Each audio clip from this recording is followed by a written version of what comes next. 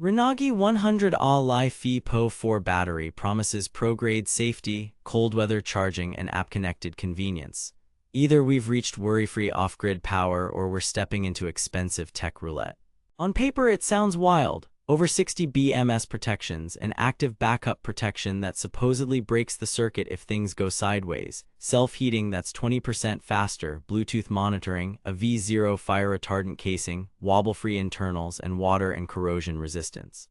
Sounds like a fortress in a battery. But here's the thing, specs don't power your fridge or your trolling motor, performance does. I installed this in my camper and bench tested it for 3 weeks through freezing nights and real loads. I've put the direct link to check current pricing in the description, but before you click anything, let me show you what I discovered after 3 weeks of testing. Here's what it's supposed to do. The Renogy 100Ah LiFePO4 is marketed as a safe, reliable 12V deep cycle battery for RVs, boats, and off-grid, with cold weather charging and app monitoring. Key promises: double active protection with 200% more protections and alerts. Self-heating for below freezing charging and faster warm-up. Bluetooth for easy energy monitoring. Rugged, water and corrosion-resistant casing with travel-safe mounting. Sounds bulletproof, right?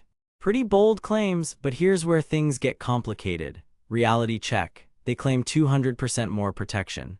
What you actually get is a standard LiFePO4 BMS with lots of software thresholds and alerts packaged as 60+ protections. Reality check, most of those are duplicate checks across charge and discharge or multi-point temperature thresholds. Useful, yes. Revolutionary, not really. The active backup protection sounds like a second line of defense, but in practice it's still an internal cutoff. If the main control fails, the backup can open the circuit, which is good for safety, but if it trips, you're done until the system resets or you power cycle. Great for safety, doesn't magically make it failure-proof. They claim self-heating with 20% faster warm-up. What you actually get is a heater that only kicks in when it senses sufficient incoming charge. Here's where things get interesting.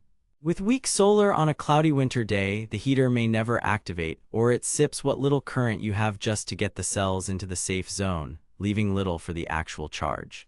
In my tests at 23 degrees F-5 degrees C, the heater engaged only when I fed it a decent charge current. Trickle levels didn't cut it.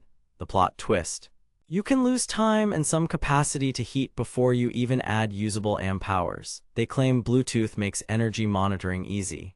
What you actually get is basic app visibility with occasional lag and SOC drift over time. Let's be real here, unless there's a high-quality Coulomb counter that's calibrated, SOC estimates wander.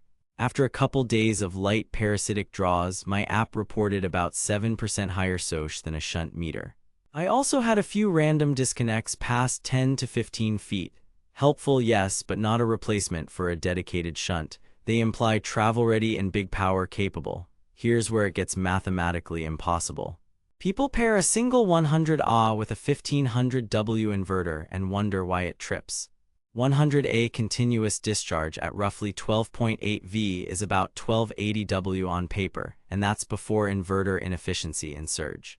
Real inverters surge on startup and loads spike.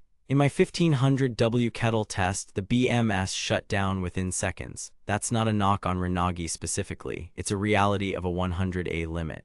To run a 1500 W inverter reliably, you need more than one of these in parallel or a battery with higher continuous discharge. They tout water and corrosion resistance. Good, but let's be clear. It's not a dive case. It handled spray and dusty roads fine, but don't pressure wash it or mount it where it can sit in standing water. And in salt air, your terminals still need protection. Corrosion resistant doesn't mean corrosion proof. User reports line up with this. Plenty of 5-star reviews loving the capacity and weight, mixed with 1-star comments about BMS trips under high surge loads, slow or non-activating heating on weak solar and spotty app connections. Amazon rating sits around 4.2, which screams good hardware with some rough edges, not flawless perfection. Build quality. The casing is legitimately solid and feels premium. The V0 fire retardant rating is a plus for peace of mind, and the wobble-free internal structure is exactly what you want in a rig that bounces. Integrated mounting points and included brackets make secure installs easier. Weight comes in around the mid-20s pounds, which is typical for a 100Ah LiFePO4. Water and dust resistance checked out in rain and road grime, just don't flood it. Battery life and capacity. On the bench at 0.2 C, about 20 A down to the BMS cutoff, I measured just over 101 Ah delivered, which is solid. At 0.5 C 50 A, usable capacity dipped into the low to mid 90 Ah before cutoff due to voltage sag and BMS protection. Normal behavior, but worth noting if you plan to run heavier loads. Cycle life claims of 4,000 plus cycles are under ideal lab conditions, 77 degrees F, moderate currents and controlled depth of discharge. Real-world heat, higher currents and deeper cycles will shorten that. Cold weather performance. At 23 degrees F, the self-heating kicked on only with a decent charge source. It took roughly half an hour to nudge the cells to a safe charge temperature, costing a few % of capacity in the process. If you rely on morning winter sun and have a small array, expect a slower start to your charging day. The battery did protect itself from charging in the cold, which is the right call, but don't expect miracles without sufficient input current, Bluetooth, and monitoring. The app shows voltage, current, temperature, and SOH. It works, but I saw occasional connection drops and SOH drift that required a full charge to recalibrate. There's no deep historical logging or per cell readout, so if you're a data nerd, you'll still want a shunt. Helpful for at-a-glance checks, not a professional-grade monitor. Here's what nobody tells you. The 60-plus protections sound like a magic dome, but what matters is how the BMS behaves under your loads.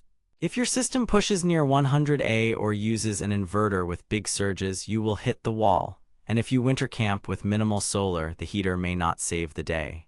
Verdict. Buy with caution.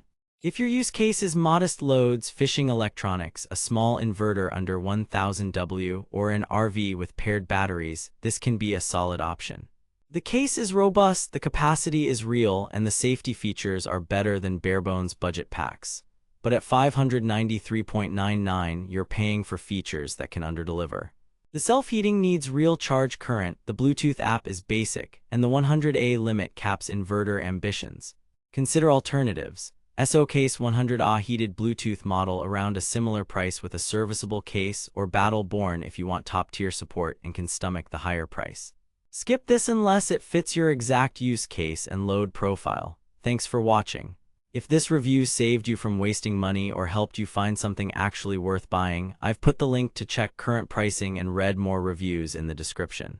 And hey, if you do decide to buy through my link, it helps fund these investigations without costing you extra. Drop your questions below. What battery should I stress test next? I've got a head-to-head coming with SOK versus Battleborn you won't want to miss. Stay savage out there.